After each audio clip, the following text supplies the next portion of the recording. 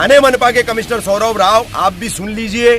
मुमरा प्रभाग समिति, यहाँ के जोन के डीएमसी मनीष जोशी, बालू पिचड़, यहाँ के एग्जीक्यूटिव इंजीनियर, यहाँ के तमाम जितने भी सार्वजनिक बांधकाम विभाग, पीडब्ल्यूडी वर्क डिपार्टमेंट कारपोरेशन का, इन सभी को हम साफ तौर पर ये आगाह कर रहे कि आते 7 दिनों में आपने ये लचर मिट्टी, ये गंदगी वाली मिट्टी ला करके यहाँ भरनी करना बंद नहीं किया तो अगले जुमा को यहाँ पर आंदोलन होगा। मैं आज ही तमाम मुमरा कौसा वासियों को ये बताना चाह रहा हूं कि बहुत झेल लिया, अब नहीं झेलेंगे। इस तरह का काम जो है करके और फिर निधि का लाना, फंड का लाना, उसके दावे करना, एक तरफ आप करोगे, एक दूसरी तरफ विरोधी करेंगे, तो वो सारा खेल अब हमको कब्रिस्तान के मामले में नहीं चाहिए। हम दोबारा इसलिए आए थे देखने के लिए कि यहाँ बंद हुई या नहीं, लेकिन मजदूर काम करते हुए दिखाई दिए। ये भरनी अभी भी यहाँ पर की जा रही थी। मैं नदीमदारी और आप देख रहे हैं प्लेटफॉर्म। मुमरा का जो नया कब्रिस्तान बना हुआ है, कौसा का सुन्नी कब्रिस्तान, जो कि एमएम वैली के पास में है और उसको एमएम वैली कब्रिस्तान नाम से जाना जाता है। कब्रिस्तान शुरू से ही विवादों के घेरे में रहा। आए दिन उस पर तरह तरह के विवाद होते रहे, कभी मिट्टी को लेकर के, कभी वहाँ पे जो दफन किए हुए मैयतें होती थी उनको लेकर के, कभी उसमें पानी को, कब्र में पानी को जमा होने के। फिर नया विवाद शुरू हुआ कि कब्रिस्तान में जो मैयतें दफन की जाती हैं उनके कफन जो है वो नहीं चल रहे हैं, कफन वैसे ही पाए जा रहे हैं काफी वक्त में कब्र खोदने के बाद। हमने बारहा दिखाया आपको कि कब्रिस्तान में किस किस तरह की समस्याएं हुई हैं, बॉडी डिस्पोज नहीं होती हैं और पानी भर जाना, ये तमाम चीजें आपको दिखा चुके हैं। हमने ये भी दिखाया आपको किस तरह से कफन भी जो है वो सड़ नहीं रहा है, गल नहीं रहा है, इसकी वजह से कब्र खोदने वालों को परेशानी होती है, बाद में उसको उसी में डालना पड़ता है। इन तमाम बातों को हम दिखा चुके हैं। आज 24 जनवरी 2025 को हम उस कब्रिस्तान में गए थे। हमारे एक साथी पत्रकार इब्राहिम शेख की वालदा का इंतकाल हो गया था, हम उनके जनाजे में वहां पे गए थे। तो हमने वहां पर देखा कब्रिस्तान में एक बार फिर भरनी चल रही है, लेकिन जो मिट्टी इस्तेमाल की जा रही है वो मिट्टी किसी भी तरह से वहां पर कब्रिस्तान के लिए मिट्टी मुनासिब है ही नहीं। उस मिट्टी में बड़े बड़े पत्थर निकल रहे हैं, जिसको छांट करके उसके बाद मिट्टी को भरनी की जा रही है। उसमें भी तमाम बड़े पत्थर छाटे जा रहे हैं, जो छोटे छोटे पत्थर हैं वो उसमें चले जा रहे हैं।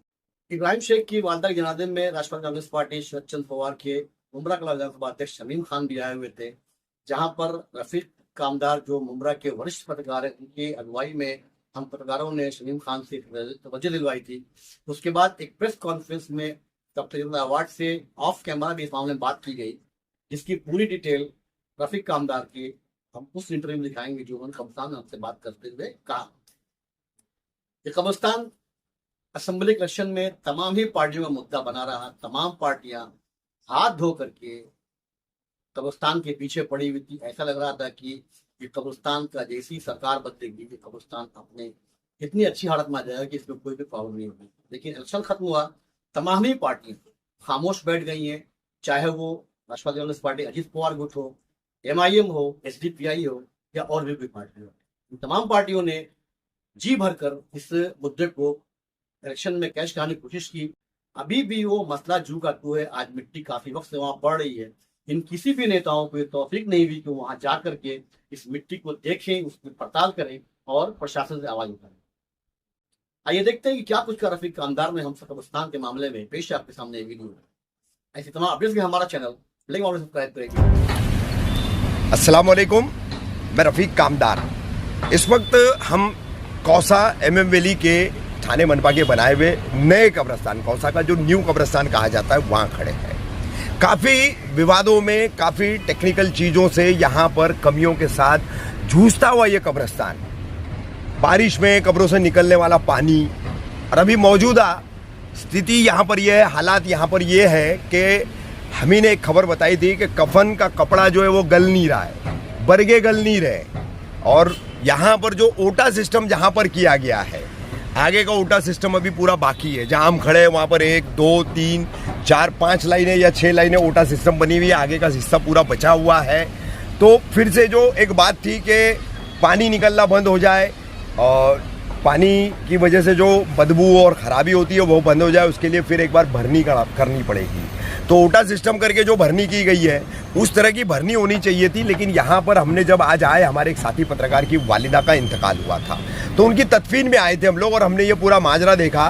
देखिए, मैं सबको कहूँगा कैमरे घुमाइए, ये इस तरह की मिट्टी जो है यहाँ पर, ये इस तरह की मिट्टी अब भरनी के लिए लाई जा रही है। इतने बड़े बड़े पत्थरों का ला करके मिट्टी जो है भर करके लाई जा रही है।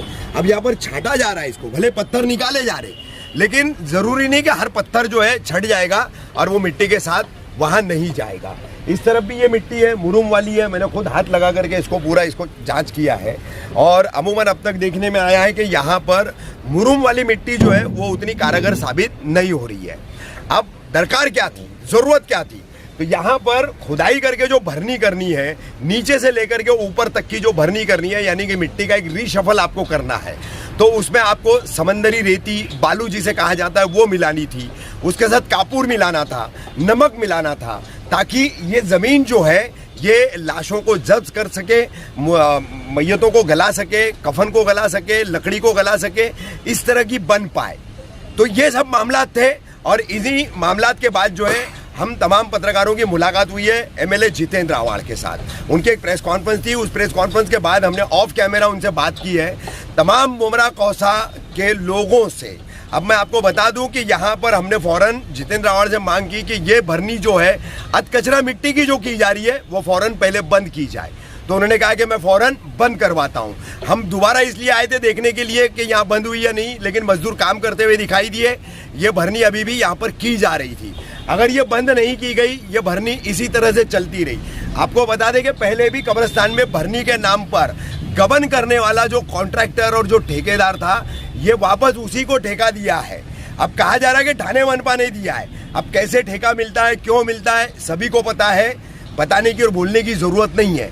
तो हमने एमएलए साहब को ये कह दिया है कि ये बंद हो करके अच्छी मिट्टी इसकी जगह ला करके बालू मिला करके अगर भरनी नहीं की जाती है तो इस तरह का काम जो है करके और फिर निधि का लाना, फंड का लाना, उसके दावे करना, एक तरफ आप करोगे, एक दूसरी तरफ विरोधी करेंगे, तो वो सारा खेल अब हमको कब्रिस्तान के मामले में नहीं चाहिए। आज जुमा का दिन है, 24 जनवरी, अगली जुमा को हम फिर यहाँ मौजूद रहेंगे। मैं आज ही तमाम मुमरा कौसा वासियों को ये बताना चाह रहा हूँ कि बहुत झेल लिया, बहुत झेल लिया, अब नहीं झेलेंगे। आप अगर ये भ्रष्टाचार वाला, करप्शन वाला भरनी का काम यहाँ पर जिस तरीके से भरनी होनी चाहिए, जो पुराने ओटे उनको अब तक रीशफल किया जाना चाहिए, वो तमाम काम अगर आप तरीके से नहीं करवाएंगे तो अगले जुम्मा यहाँ पर जो है अल्हम्दुलिल्लाह मुमरा कौसा के यहाँ पर जितने मरूमीन हैं उनके तमाम घर वालों को, यहाँ पर जितने भी आने वाले मुस्लिम्स हैं उनके तमामों की हजारों की भीड़ का आपको सामना करना पड़ेगा। ठाणे मनपा के कमिश्नर सौरभ राव, आप भी सुन लीजिए, मुमरा प्रभाग समिति, यहाँ के जोन के डीएमसी मनीष जोशी, बालू पिचड़, यहाँ के एग्जीक्यूटिव इंजीनियर, यहाँ के तमाम जितने भी सार्वजनिक बांधकाम विभाग, पीडब्ल्यूडी वर्क डिपार्टमेंट कारपोरेशन का, इन सभी को हम साफ तौर पर ये आगाह कर रहे कि आते 7 दिनों में आपने ये लचर मिट्टी, ये गंदगी वाली मिट्टी ला करके यहाँ भरनी करना बंद नहीं किया तो अगले जुमा को यहाँ पर आंदोलन होगा। और हमारी मांग है कि टेंडर ये रद्द किया जाए, नया टेंडरिंग प्रोसेस किया जाए, नए कॉन्ट्रैक्टर को दिया जाए, पुराने कॉन्ट्रैक्टर को हटाया जाए जिसने यहाँ पर गंद मचा रखी है। और अगर ये आने वाले 7 दिनों में नहीं हुआ तो तमाम मुमरा कौसा वासी जो है यहाँ पर मौजूद रहेंगे और यहाँ पर फिर आकर के आपको उनका जवाब देना होगा। फिलहाल एमएलए जितेंद्र आवाड़ ने वादा किया है, आश्वासन दिया है कि फौरन ये तमाम काम मैं बंद करवाता हूँ और 1 से 2 दिन में यहाँ पर काफ़ी सारी जो चीज़ें, कमियाँ हैं, उसकी लिस्टिंग बना करके 28 जनवरी को उनको दी भी जाएगी, 28 या 29 जनवरी को दी जाएगी। लेकिन अगर इसमें ज़रा भी तब्दीली की गई मांगों के अंदर और अगर वही पुराना काम वापस पिछले ढर्रे पर किया गया तो अगले जुमा को यहाँ पर फिर एहतजाज होने से कोई रोक नहीं पाएगा। ये पूरा प्रशासन समझ ले, ये एमएलए विधायक जो है जितेंद्र आवाड़ वो समझ ले, और जो भी यहाँ पर जिम्मेदार हैं वो समझ ले। और साथ ही आखिरी बात बता दूं कि इस कब्रिस्तान की एक कमेटी बनाई गई है, तो उस कमेटी को भी रिशफल करो।